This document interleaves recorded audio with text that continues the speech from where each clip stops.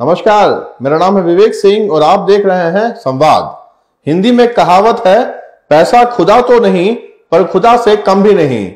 यह कहावत अब बदल चुका है। कहावत यह है कि टीआरपी खुदा तो नहीं पर खुदा से कम भी नहीं। आप चौंकिएगा मत अगर किसी दिन कोई चैनल यह खबर लेके आता है कि आज शाम 8:30 बजे प्राइम टाइम पर आप देखिए धमाकेदार इंटरव्यू दाऊद इब्राहिम का, और दाऊद इब्राहिम किसी नेशनल चैनल पर बैठकर इंटरव्यू देंगे और बोलेंगे कि किस मजबूरी में मैं दाऊद इब्राहिम बन गया, मैं तो सीधा साधा सा इंसान था और मैं दाऊद इब्राहिम बन गया। हमारे देश के चैनल अब न्यूज चैनल नहीं, लोकतंत्र के चौथे स्तंभ नहीं रह गए हैं, वो एक पीआर एजेंसी बन गए हैं। कल मैंने आपको यह बताया था कि शाम को एक इंटरव्यू प्रसारित होने वाला है। उस इंटरव्यू में रिया चक्रवर्ती को कुर्सी पर बिठाकर उनसे बड़े सॉफ्ट सवाल पूछे जाएंगे, और वही हुआ। वह इंटरव्यू मेरे इतिहास में, मैंने आज तक जब से होस्ट संभाला है, ऐसा प्रायोजित इंटरव्यू नहीं देखा जहां क्वेश्चन पूछने वाला यह स्पष्ट नजर आ रहा है कि मेक ओवर करने की कोशिश कर रहा है रिया चक्रवर्ती की।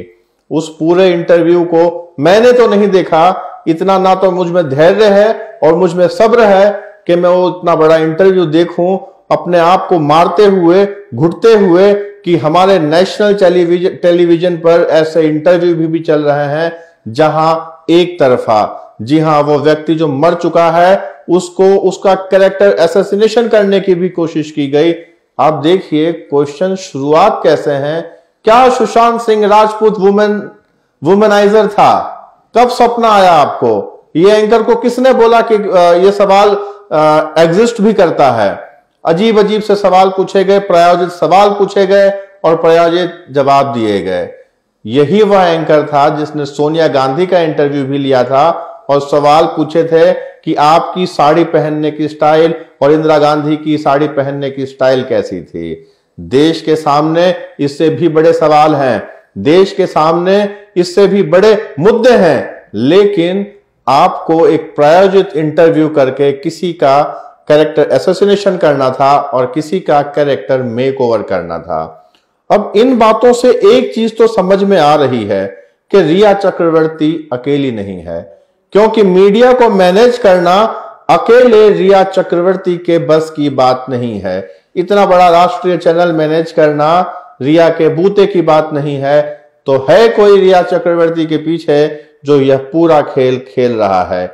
इस पूरे खेल का पर्दाफाश तो होना ही चाहिए, और अब सीबीआई और इवन नारकोटिक्स कंट्रोल ब्यूरो भी, ईडी भी इस पूरे केस में है। आज इस केस ने एक टर्न लिया। आज रिया चक्रवर्ती को सीबीआई ने इंटरोगेशन के लिए बुलाया। अब आत्महत्या का केस दर्ज हुआ है। आत्महत्या के केस को कन्विक्शन इन केसेस में बहुत कम होते हैं, इसलिए रिया चक्रवर्ती का इंटरव्यू करने से पहले सीबीआई उन तमाम पहलुओं को खंगाल रही थी, उन तमाम लोगों का इंटरव्यू ले रही थी जो इस केस से जुड़े हुए हैं। उसके बाद एंट्री हुई एनसीबी की, और सीबीआई को यूं लगा कि कहीं एनसीबी गिरफ्तारी न कर ले।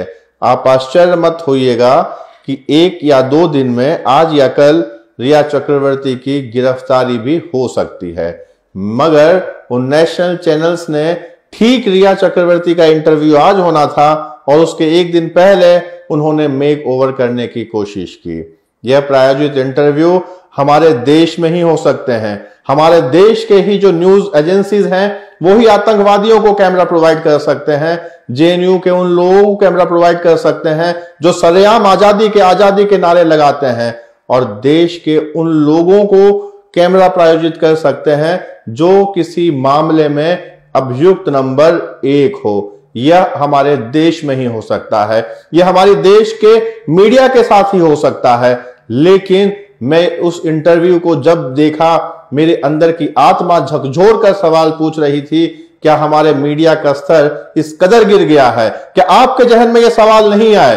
क्या आपके जहन में यह सवाल नहीं आए कि इस तरह के इंटरव्यू का क्या औचित्य है जब सीबीआई की इंक्वायरी चल रही है, ईडी की इंक्वायरी चल रही है, एनसीबी की इंक्वायरी चल रही है?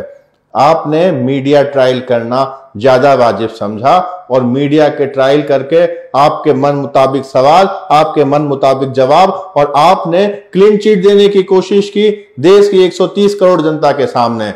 मगर देश की जनता सब समझती है। देश की जनता अब 50 साल 60 साल पुरानी मानसिकता नहीं है, आज डिजिटल युग है और देश की जनता बेनकाब करके रहेगी इन मुद्दों को। और संवाद में हम निष्पक्ष मुद्दे आपके सामने लाते रहेंगे, संवाद में हम निष्पक्ष अवलोकन करते रहेंगे। संवाद से जुड़े रहिए। नमस्कार, जय हिंद।